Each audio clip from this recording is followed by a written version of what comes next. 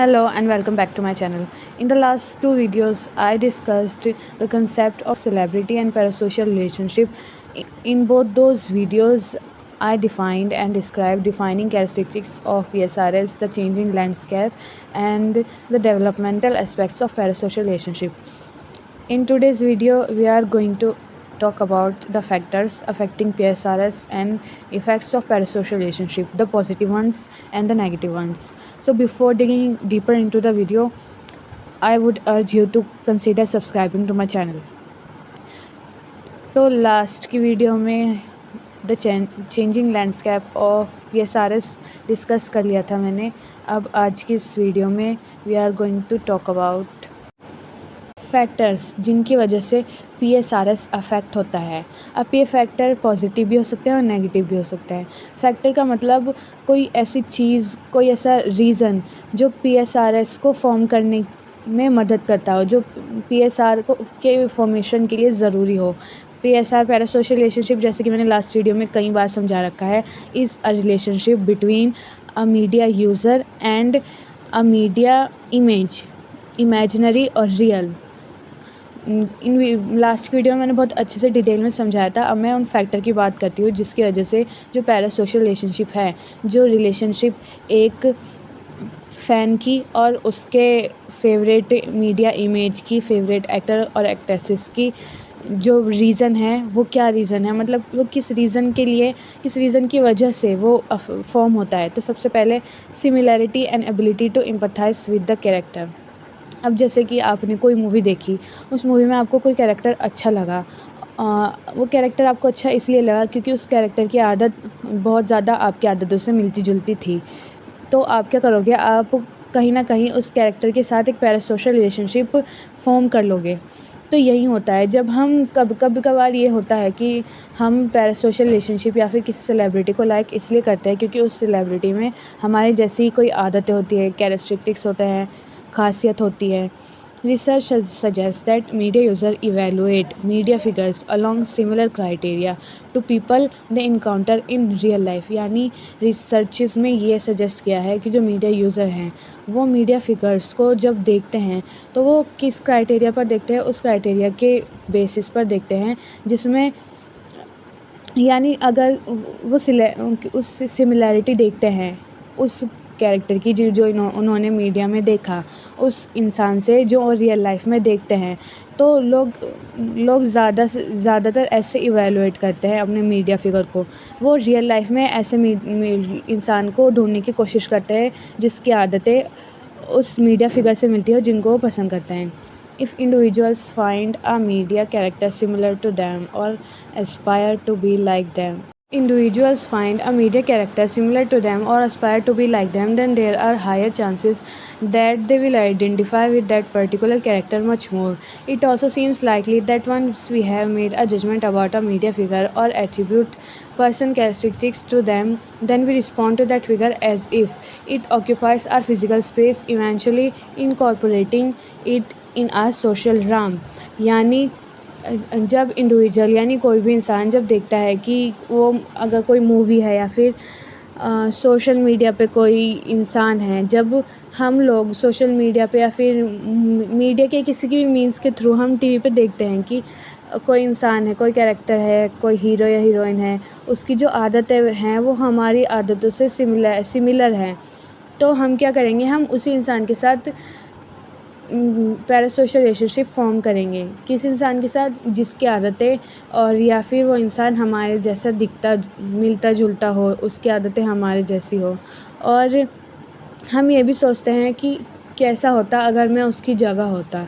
यानी जैसे यहाँ पे लिखा है ना, as if it occupies our physical space. Occupies का मतलब कि कुछ हमारे जो थॉट हैं वो इस थॉट से भर जाता है. एज इफ़ यानी अगर मैं ऐसा होता, तो हम क्या करते हैं, हम ऐसे सेलिब्रिटीज़ या फिर ऐसे मूवीज़ के कैरेक्टर के साथ पैरासोशल रिलेशनशिप फॉर्म करते हैं जिसकी आदतें या फिर जो हमारी तरह मिलता जुलता हो, हमारी तरह दिखता हो. जैसे कि आपने यूट्यूब पे एक लड़की देखी होगी जो आलिया भट्ट की मिमिक करती है, उसकी आवाज़ आलिया भट्ट की जैसी है.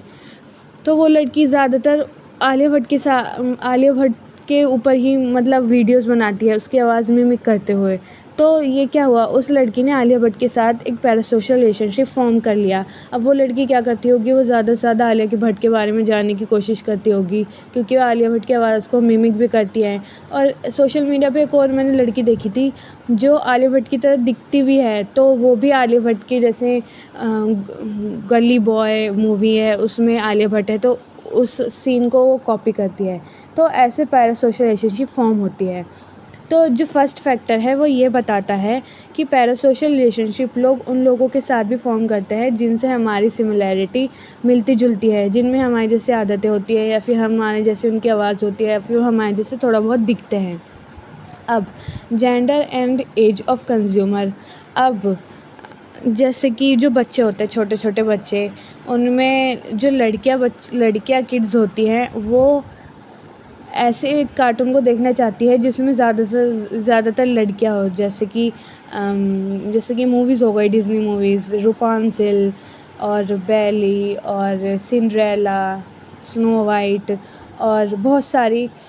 तो जो जेंडर है और एज ऑफ कंज्यूमर है वो भी डिपेंड करता है। बच्चे ज़्यादातर वही मीडिया के कैरेक्टर को देखेंगे जो बच्चों के लिए बना है, यानी जो खुद बच्चे हैं, जैसे Doraemon, Nobita.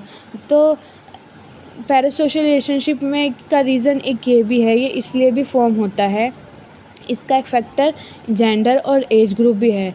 Gender of the individual also plays a role in identifying with a media character and also emulating, यानी gender of the individual also plays a role, यानी जो इंडिविजुअल का जेंडर है, यानी लड़कियां ऐसी एक्ट्रेसेस को देखना पसंद करेंगी जो बहुत खूबसूरत होती है, जिनके बहुत अच्छे बाल होते हैं, और लड़के ऐसे एक्टर को पसंद करते हैं जिनकी तरह वो बनना चाहते हैं। तो let's take children's as an example. In this case, it has been found that children are most likely to select same sex friends, यानी जो बच्चे होते हैं, इसमें बच्चों का एग्जांपल यह है क्योंकि एज ऑफ द कंज्यूमर भी एक फैक्टर है ना, जेंडर के साथ एज ऑफ कंज्यूमर भी एक फैक्टर है। तो जैसे बच्चे होते हैं, बच्चे क्या प्रेफर करते हैं कि वो सेम जेंडर वाला कार्टून देखे, यानी अगर कोई लड़का बच्चा है तो वो नोबिता को देखना पसंद करेगा, डोरेमोन को देखना पसंद करेगा।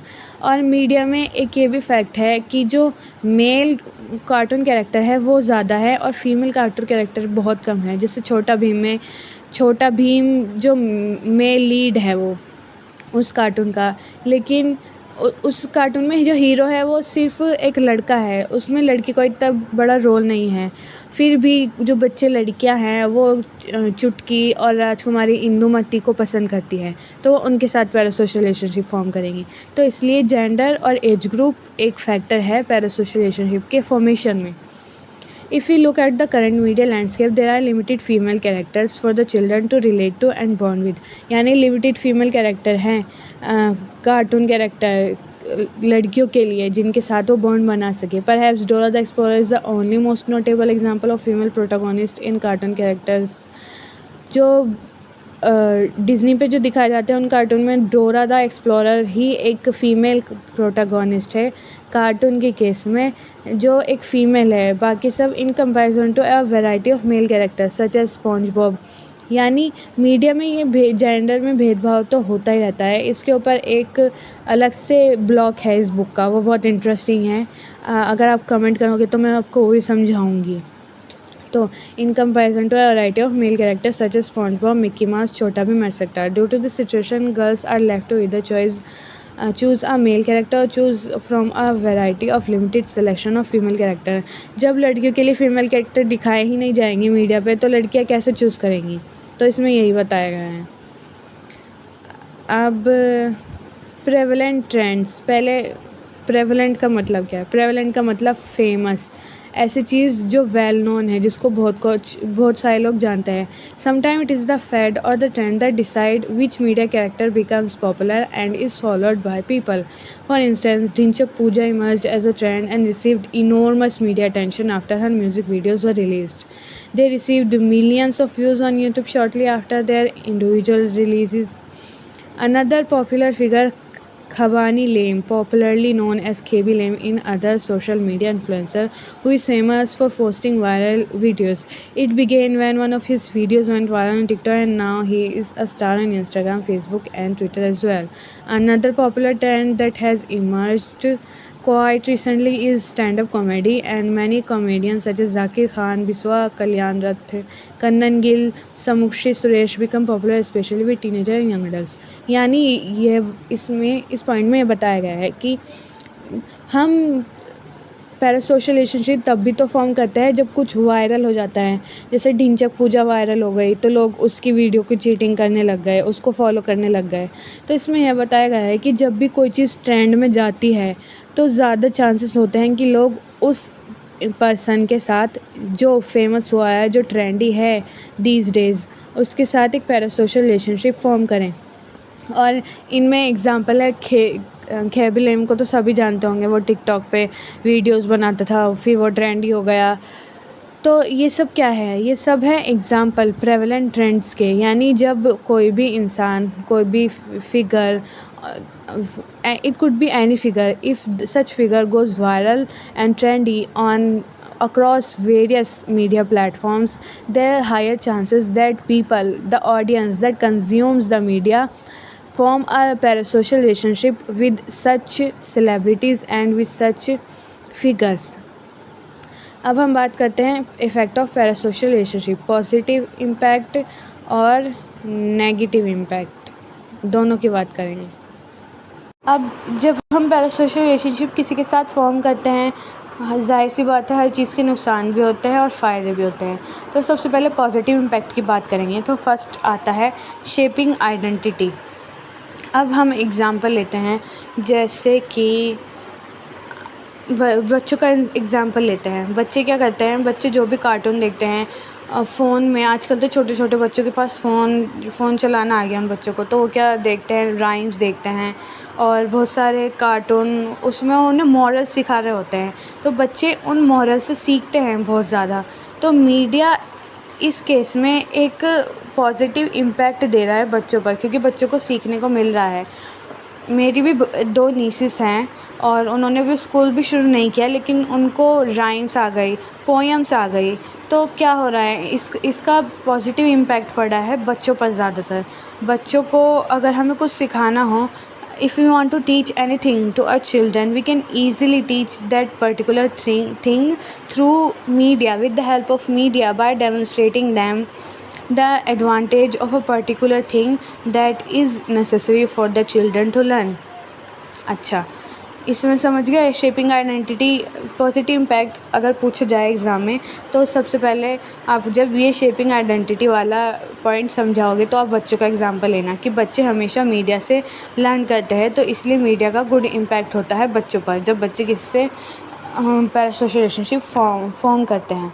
अब है act as an social glue. अब हम क्या करते हैं, in an urbanised and alienated society these imaginary characters become social frame of reference. यानी एक सोसाइटी यानी आजकल लोग अलग अलग रहना पसंद करते हैं। वो प्रेफर नहीं करते कि ज़्यादा से ज़्यादा दोस्त बनाएं, और जो भी दोस्त बनाते हैं लोग तो वो सोशल मीडिया पे बना रहे हैं। तो ये सोशल मीडिया क्या काम कर रहा है, वो सोशल ग्लू का काम कर रहा है। कैसे? जैसे कि हम एक वीडियो है यूट्यूब पे किसी ने अपलोड करी, अब उस वीडियो को, उस एक पर्टिकुलर वीडियो को बहुत सारे लोग देखेंगे, बहुत सारे लाइक भी करेंगे और कमेंट भी करेंगे। तो क्या हो रहा है, वो एक पर्टिकुलर वीडियो लोगों को जोड़ रही है, तो इसलिए ये एज अ सोशल ग्लू काम करता है। A society has a cast of characters that its member are expected to know. Society has a cast of characters that its members are expected to know about spirits, leaders, media figures, etc. यानी एक society में एक cast का मतलब group of character होता है, यानी किसी भी सोसाइटी में आपको पता होना चाहिए कि आपकी सोसाइटी में कैसे लोग रह रहे हैं, वो क्या कर रहे हैं। Such factor act as a social glue and provide common cultural ground among strangers also. We spend a lot of time conversing about people we have never met, yet we feel that we know them. यानी social media पर हम बहुत time spend करते हैं जो लोग काम करते हैं, जो लोग काम नहीं भी करते, हर कोई, जैसे लॉकडाउन में क्योंकि लोग बाहर नहीं जा सकते थे, उनके पास कुछ करने को भी नहीं था, तो जो इंटरनेट का यूज़ है वो बहुत ज़्यादा बढ़ गया था, लोग और ही ज़्यादा टाइम स्पेंड करने लग गए थे।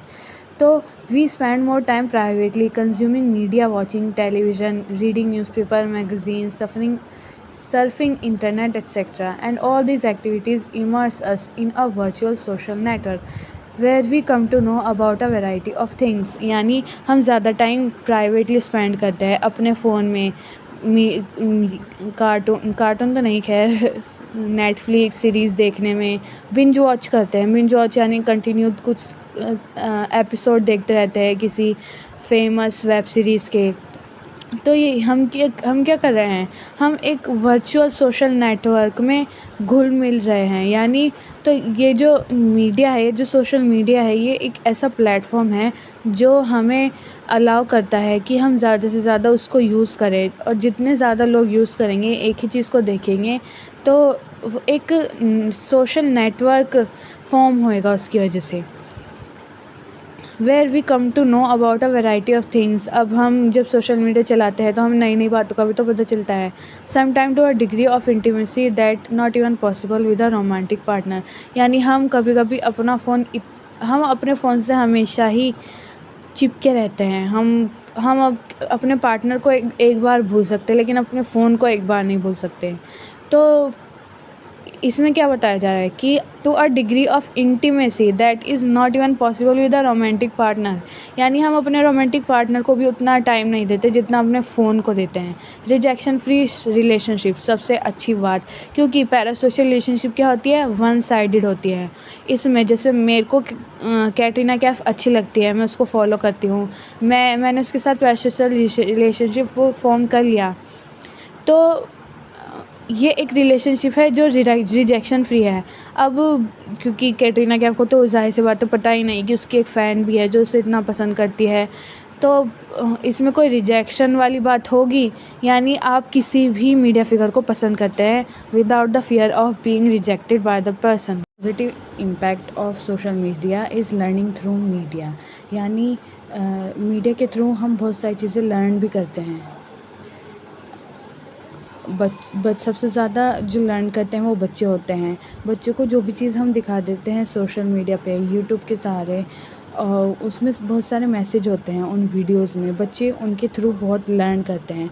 तो लर्निंग थ्रू मीडिया, ये मीडिया का एक इम्पैक्ट है कि हम मीडिया से बहुत लर्न करते हैं। जैसे अभी भी आप मेरी वीडियो देख रहे हो तो आप लर्न कर रहे हो। तो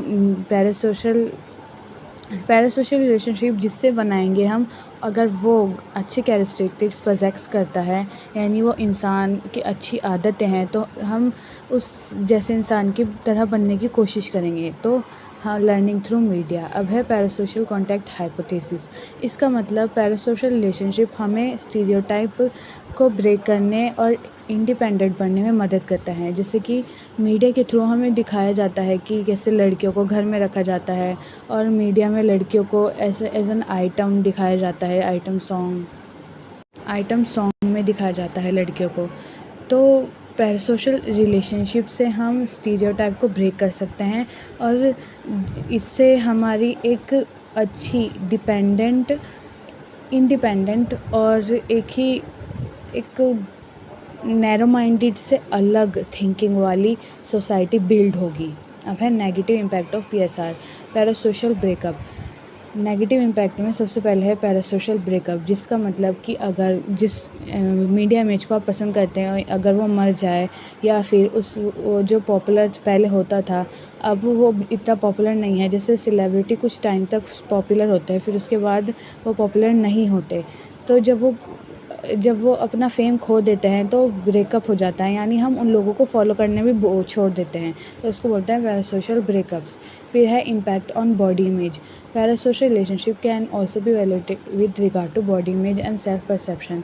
यानी अगर हम जिससे पैरासोशल रिलेशनशिप है, ज़्यादातर ये लड़कियों को इम्पैक्ट करता है।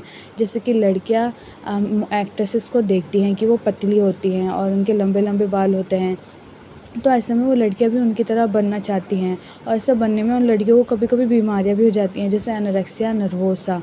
इस तरह की बीमारी हो जाती है जिनसे उनकी बॉडी पर इम्पैक्ट पड़ता है। फिर है प्रोवोकेशन ऑफ एग्रेशन। इसका मतलब यानी जो लोग एग्रेसिव कैरेक्टर देखते हैं मीडिया पे, वो लोग ज़्यादा लाइकली होते हैं कि वो भी एग्रेसिव बन जाए। तो इसके 3 बैड इम्पैक्ट है। पहला पैरासोशल ब्रेकअप, यानी जैसे नॉर्मल ब्रेकअप की तरह अगर वो इंसान जिससे हमें पैरासोशल रिलेशनशिप है, अगर वो फेमस नहीं रहा अब, और या फिर वो मर चुका है, या फिर जब हमारा फेमस सेलिब्रिटी मर जाता है तो हम बहुत डेवस्टेटेड फील करते हैं।